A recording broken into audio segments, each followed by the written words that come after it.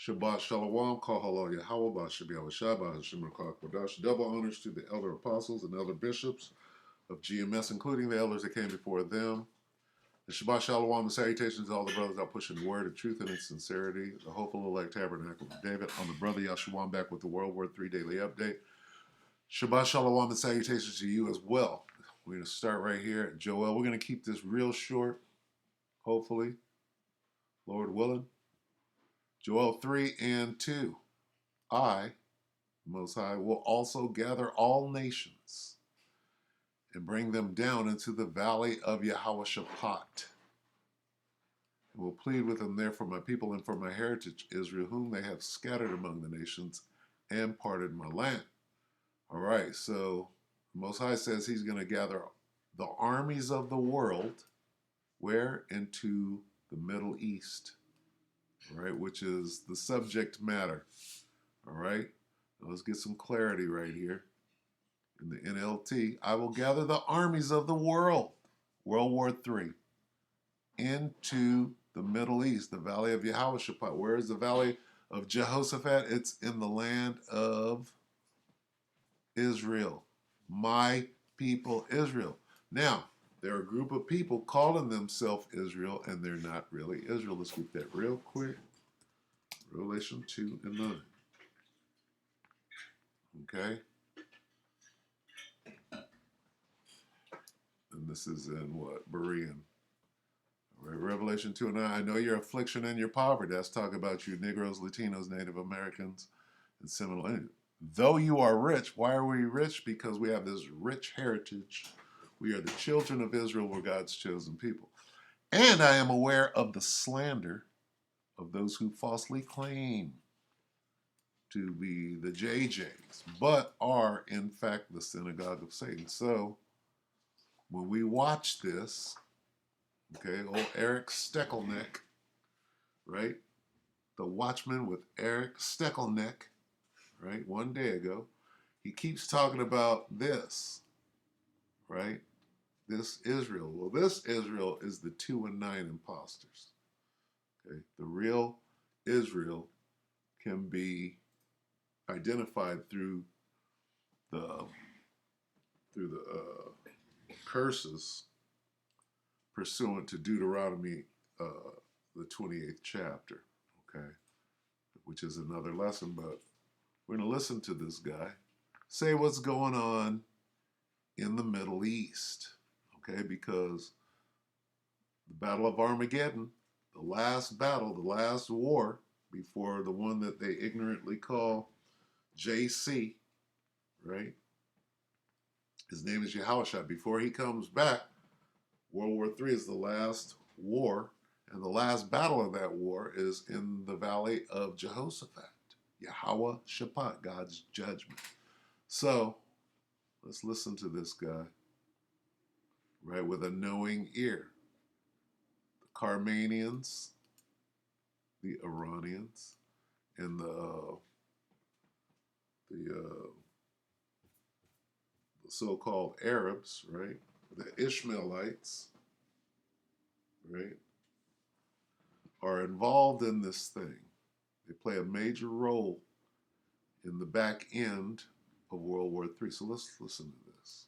So much is going on right now, folks, in the world's most volatile and strategic region, the Middle East, that you don't want to miss any of our daily commentaries right here on the channel. And with these brand new, well, not brand new necessarily, Iran has been digging these tunnels for about 2 to 3 years. Again, they are surrounding the Natanz nuclear site, which Israel has targeted with sabotage over the past few years. Damn devil. The dragons of Arabia. Who are the dragons of Arabia? The Arabs, right? Past few years in an attempt to hamper Iran's efforts at that very vital site in Natanz. But it is a mountainous region, and these tunnels around Natanz are being dug, literally, folks, beneath mountains, deep beneath, hundreds of feet beneath the ground. They are heavily fortified, and the concern among U.S. and Israeli officials is that it may be very difficult to reach these facilities deep under. Why are they digging these tunnels? for the battle of Armageddon in the valley of Jehoshaphat, or the valley of Jehoshaphat. Okay? And it's all written in the scripture. We know what is about to happen. Even with bunker busting bombs. Now, Israeli officials say, look, where there's a will, there's a way. We will find a way to neutralize these underground tunnels, but it poses a problem for sure. We've laid out here in the newscast previously that there is a track record here of Israel acting preemptively when an enemy nation in its neighborhood seeks to develop nuclear capabilities. Look no further, of course, than 1981 when Israel struck the Osiris reactor in Iraq, and then fast forward to 2007 when Israel eliminated Bashar al-Assad's nuclear reactor. Big difference here with Iran.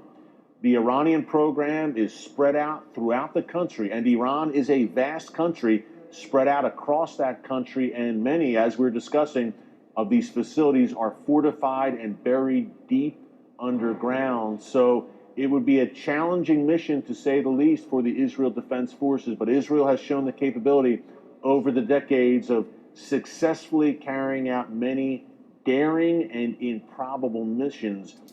Now, is any of this true? You put some cylinders out there, you put some.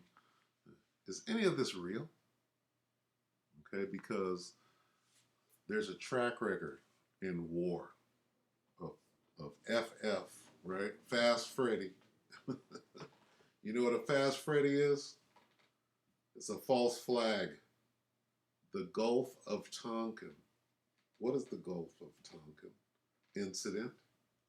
It was a way for the Americans to get into the Vietnam War.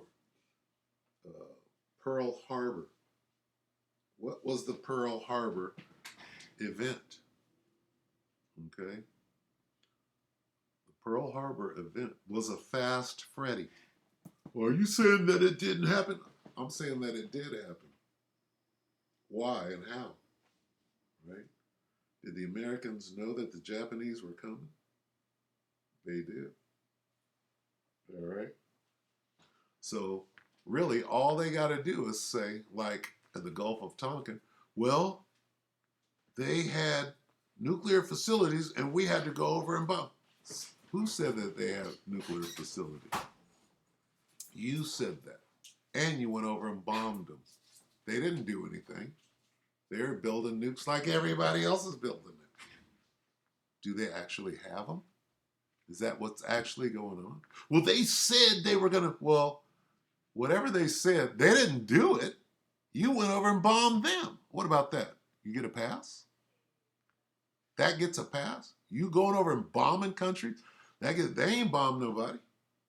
Yeah, but they are through Hezbollah. Did they fire who fired the rockets? Did you fire rockets on yourself so you can go bomb somebody? That's usually how it works. Okay?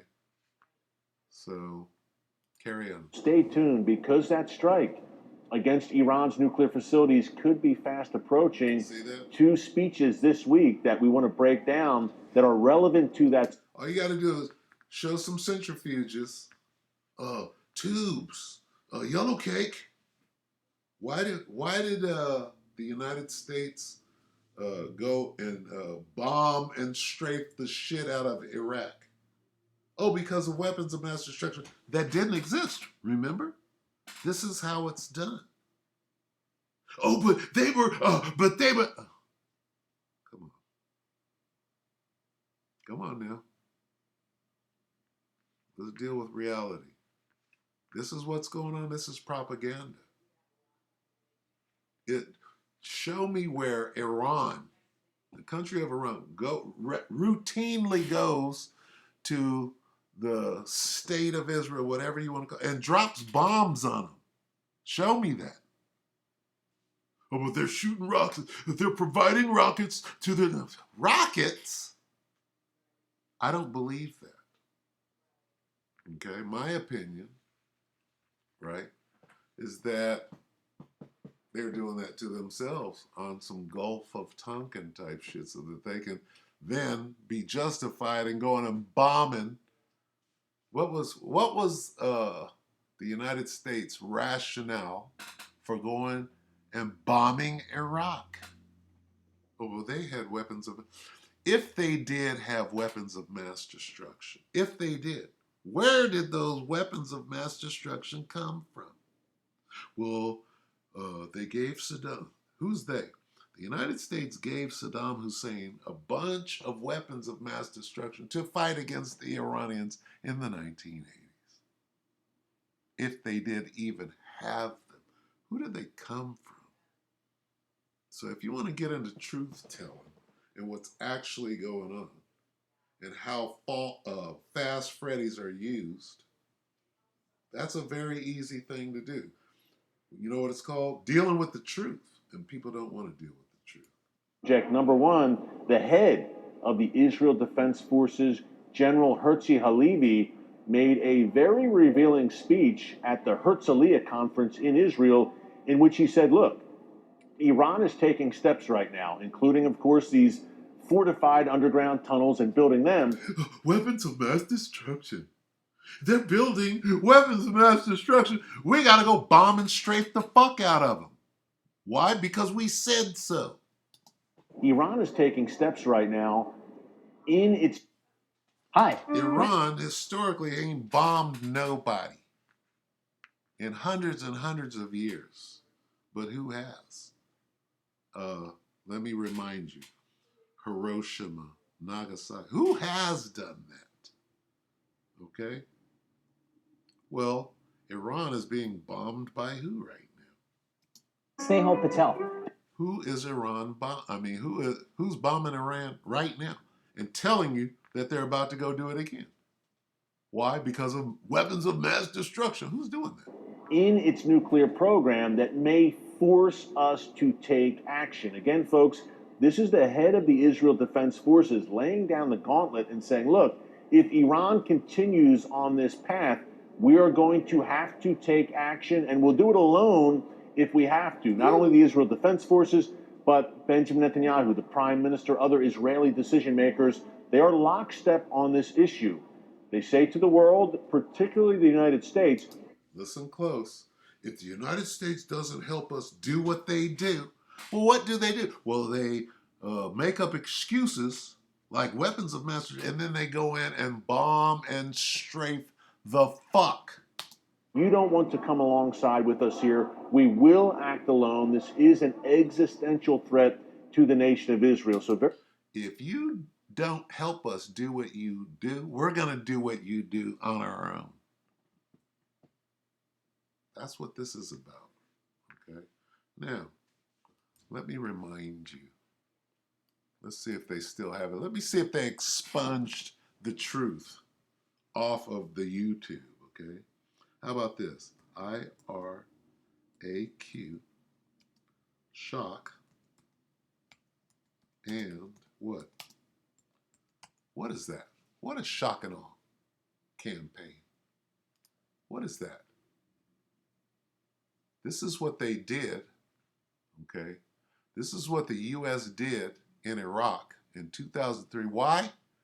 Because they said that they had weapons of mass destruction. And after this, long after this, they admitted that there were no weapons of mass destruction. Let's take a little look. This is what Israel is doing. This is what Israel is doing and threatening to do and about to do on a mass scale. There's Iraq. Oh, we're cool. Shock and awe hasn't started yet. Oh, here comes shock and awe. Let's get to it. Let's get to it. Let's get to it. Shock and awe has started. This is for all those weapons of mass destruction.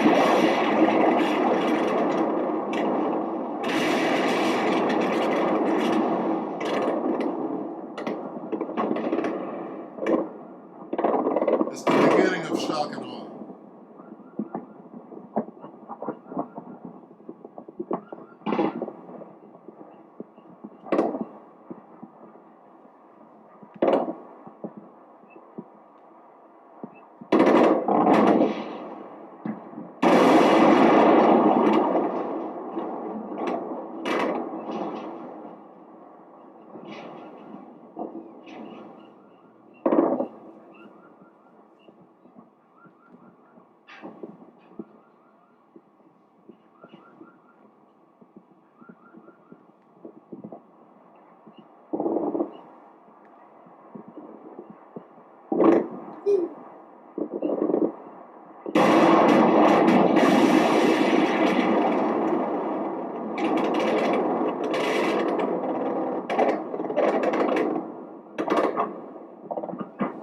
that's enough.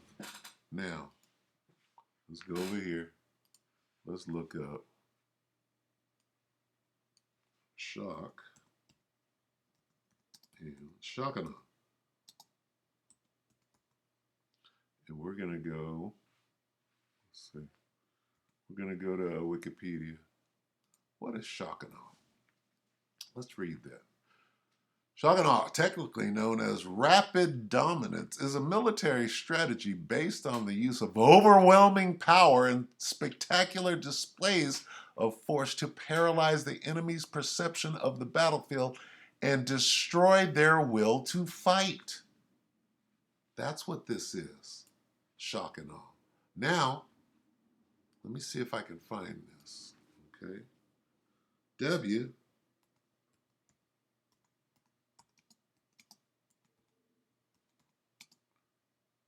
Jokes about weapons of mass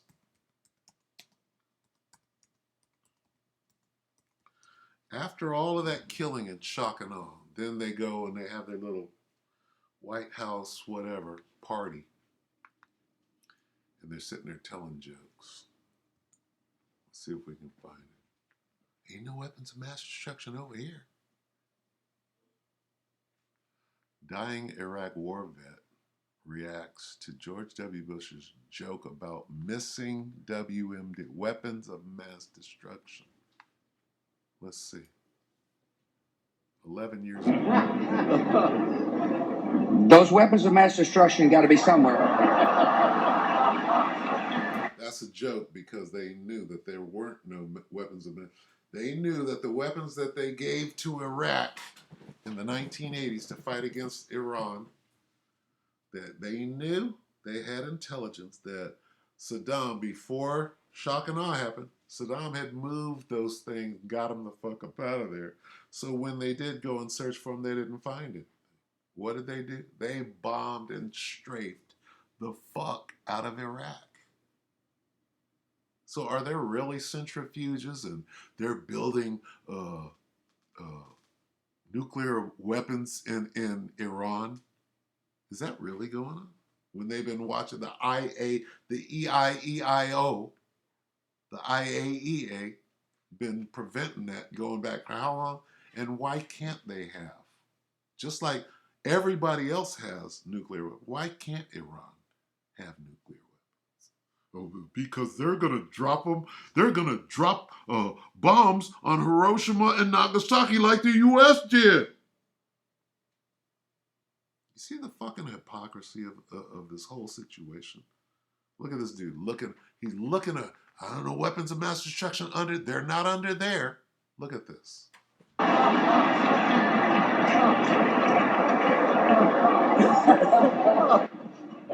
Nope, no weapons over there.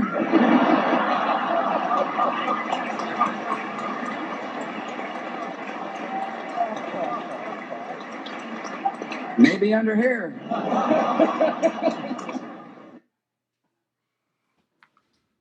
You see that? You see the smugness? Okay. I'm surprised that this isn't expunged. Just 11 years ago. I'm surprised it's not expunged from the internet. Let's look at this.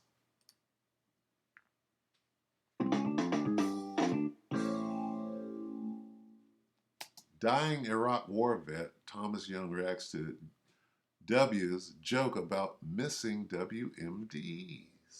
How long ago? 10 years ago. How is this still up?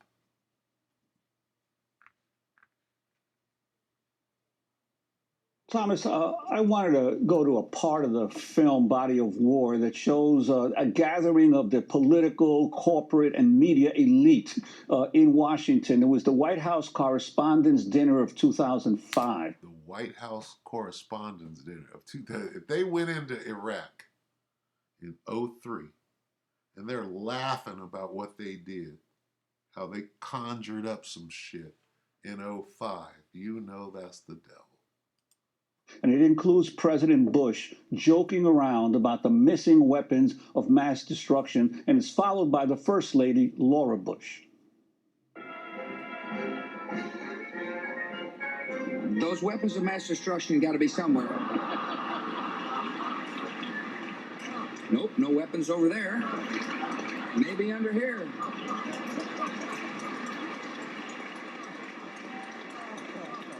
Shock and awe is a joke to them. They knowingly went in and dropped bombs. This is what America does. Okay? I said to him the other day, George, if you really want to end tyranny in the world, you're going to have to stay up later. Ladies and gentlemen, I am a desperate housewife.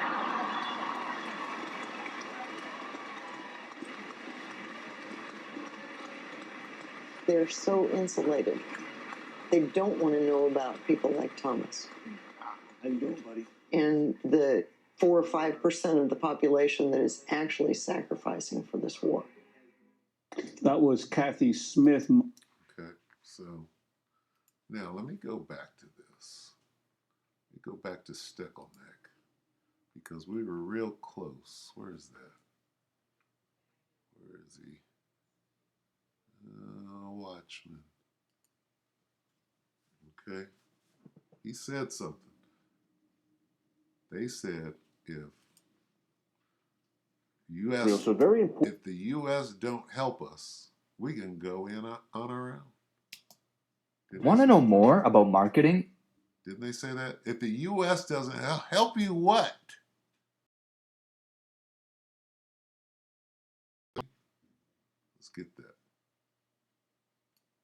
That we want to break down that are relevant to that subject. Number one, the head of the Israel Defense Forces, General Herzi Halevi, made a very revealing speech at the Herzliya conference in Israel, in which he said, look, Iran is taking steps right now, including, of course, these fortified underground tunnels and building them.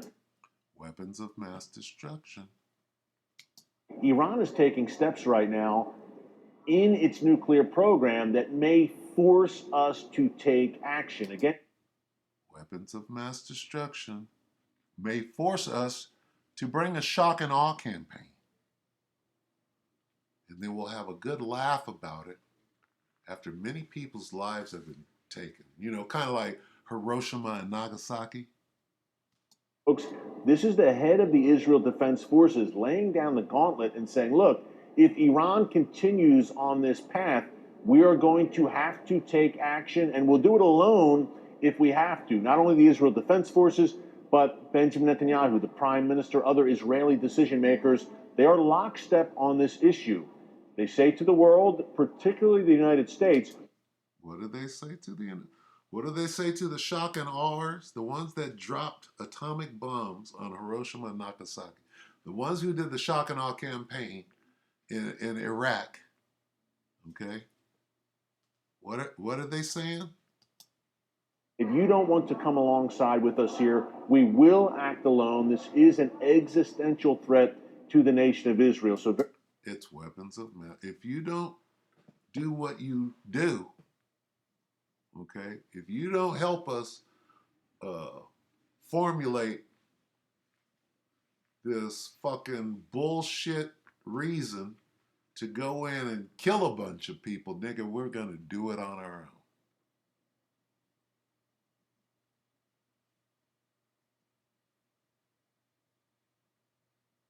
So don't get it twisted. Okay? When you see somebody choke a Negro to death on a goddamn subway, you can't then turn around and say, no, he's a hero for what he did. Because that guy, he was a threat. He was a threat to all subway riders. So we had to fucking choke him to fucking death without a goddamn trial. All right? I'm going to end it right here with one scripture. Woe unto them that call, there we go,